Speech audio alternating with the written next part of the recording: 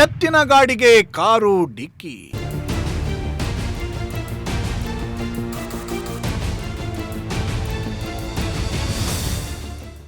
ರೈತ ಹಾಗೂ ಒಂದು ಎತ್ತು ಸ್ಥಳದಲ್ಲೇ ಸಾವು.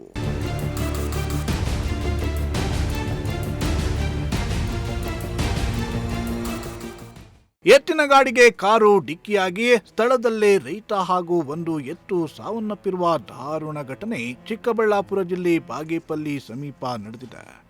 ಚೇಳೂರಿನ ಜೂಲಪಾಳ್ಯ ಅಚಗಾನಪಲ್ಲಿ ತಿಮ್ಮಸಂದ್ರ ರಸ್ತೆ ಮಾರ್ಗದಲ್ಲಿ ಎತ್ತಿನ ಗಾಡಿಗೆ ಕಾರು ಡಿಕ್ಕಿಯಾಗಿದ್ದು, ಡಿಕ್ಕಿಯ ರಭಸಕ್ಕೆ ಎತ್ತಿನ ಗಾಡಿಯಲ್ಲಿದ್ದ 55 ವರ್ಷದ ರೈತ ರಾಮಚಂದ್ರಪ್ಪ ಹಾಗೂ ಒಂದು ಎತ್ತು ಸ್ಥಳದಲ್ಲೇ ಸಾವನ್ನಪ್ಪಿದೆ.